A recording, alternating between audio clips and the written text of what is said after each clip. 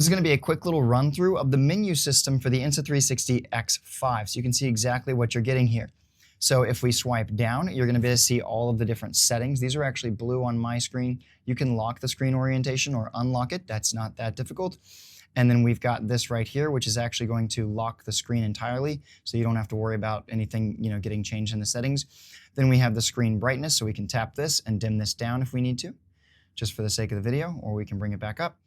And then we've got sync files to the cloud. I am not going to be syncing any of my files to the cloud. It's just not what I'm going to do. So I've got memory cards there for that. I'd rather not send everything off. Then we've got AI Highlights Assistant. I'm not going to be messing with this, but this is what you can see. You've got the AI Highlights Assistant, automatically recognize and tag highlights in videos. We've got video recognition stuff right there. And then you also have recognition while charging and powered. When charging and powered, off the camera will automatically recognize unanalyzed videos. So I'm just not going to mess with that right now. That seems like a feature that I might explore in the future, but just not something for me to focus on. The pre-recording is cool. So you can save the video for 60 seconds before you press the button. Ensures you capture only the highlights. So that way you can basically the camera's always recording, sort of, and then you just press record and it's going to start recording and then you're good. So that's the way that works. You can set it for whatever, whether you want 30 seconds, 60 seconds, and so on. And then let's go ahead and let's go this way really quick. So you can see these different options.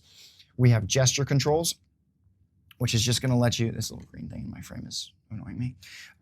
This lets you do like the different gestures to control the camera. And so you can hold your hand up, or you can do a peace sign to take a photo with that thing. I have not found these to be incredibly accurate, and also it confuses the camera sometimes. So I've never messed with that, or I did mess with it, but then I turned it off. Voice control, before, this did not work very well for me. So I'm not sure that I'm going to use it again, but we'll test it out in the future and see how it goes. Twist to shoot I had on this morning on my run, and that actually does work. And I was running and moving and it wasn't starting it, and then you just do and it goes. So that was actually pretty cool. And it makes that sound when you do it too. I'm just kidding, it doesn't make that sound. So then we have the accessories, if you want to do like the dive case, the POV chest mount, the thermo grip cover, which I don't have, and that's what that stuff is. So, whoa, yeah, all of that. Nope, we're not doing that. And then the chest mount, when wearing the POV chest mount, please turn on the switch first for more accurate audio capture. I don't know what that's about, but there it is. Okay, and then we have the presets. So if you want to set some preset modes, or if you want to switch to those, I'm not going to use those. I have my own thing. And then we've got the endurance mode, which is just going to improve the battery life. All right, and it limits some features to extend the battery life. Again, I bought 3 of the batteries, so I'm not going to ever worry about that. I just want to be able to use it exactly as I want, and we'll go from there. The Bluetooth option right here is going to let us connect a mic to this, which I'm going to have coming in just maybe a week, I hope. The Insta360 Mic Air is coming. Then we have the audio settings. I went through this, and for me personally, I'm basically always going to have it on the auto wind noise reduction option, this one right there. I tried these other ones. I made a whole video about that.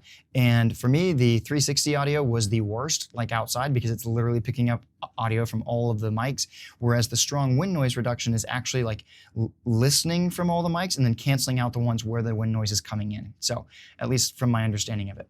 And the auto wind noise, like weak, is fine. I just like the strong one better. And so that leads us to the quick capture settings. You can use this. I'm just going to leave that as is.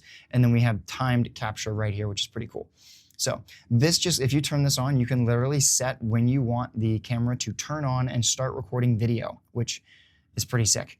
So you could just set it at like 2 in the morning and it'll just turn on and start doing it star lapse or whatever, or if you need sunrise or something like that, and you can have all that set up. So I really like that. That's definitely something I'm looking forward to using in the future. And that's kind of like the main settings there. Then we go into the actual settings, which is where we have the camera info, the general, the SD card, the time code, the Wi-Fi settings, image settings, customize buttons, skip the intro and outro. I'm actually going to turn this off. That is something that kind of annoyed me today when I was editing. So when powered on, the button control shooting in 360 for me mode, the first and the last 3 seconds are automatically trimmed. I ended up having to go back and like catch some of that footage because I get going talking pretty quickly right after I start the recording. So I don't need that cut off. The screen reader I'm never going to use just because like I'm never going to use it. Power off charging, charge only. So charge and power on, charge and record. I don't need that. And then we have some of these guys. Wow, yeah. Holy smokes. I'm going to actually go ahead and do the gyro calibration and the stitch calibration really quickly, just so that that's done. And then I'll do those after this. So you'll run through those things. All of that's good. And that kind of like, that's the basic stuff. In the general, we've got even more, like you can set your screen and auto sleep stuff, which is pretty straightforward.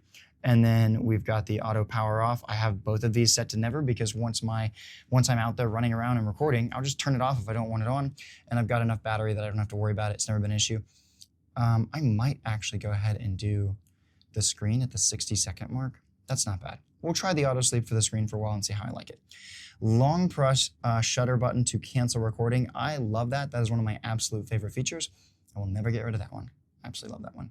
Touch to wake. Okay, so that's good. Yeah, touch to wake the screen. Yeah, that's fine. We'll leave that for now. And then the time code, we're good. Wi-Fi, image settings, yeah. So you can run through your encoding stuff. I just do H.265. And then bitrate, I'm gonna keep it at standard so I don't blow my stuff out of the water. I have the medium sharpness. Sometimes people say to go with low. I'm just gonna keep it medium for now. Might switch that later. And then in-camera stitching, Nope, that's fine. Oh, okay. So that is some of the stuff. I don't need to customize my quick button, access preset page, shutter button, switch shooting modes. I've tried using some of these before, and maybe I'll find something that I like, but I just ended up not using that setting for whatever reason. So, and then that other stuff. So that's pretty much everything that's in the settings that you would need to know, and that completes our little thing. And it shows us right here that we have that. If you want to swipe over, that's going to give you the videos you've taken. If you swipe up, you can see all the different camera choices. And if you tap on the camera, that's where you get to actually like go through these settings and change all that stuff. So that's pretty straightforward if you've ever seen a 360 camera before. Although if you haven't, then maybe this is actually something you would like to see. That's how you're swiping through that. I just keep it on 5.7K, 60 frames per second, pretty much all the time. That's my go-to. And the pure video is nice. It's actually decent. So, and then if you go this way, you actually have even more settings. There's so many settings in this thing. So that's pretty much everything, all right? If you enjoyed this video, I hope it helped you, let you see everything in the X5. Let's rise with the tide, and I'll see you on the flip side.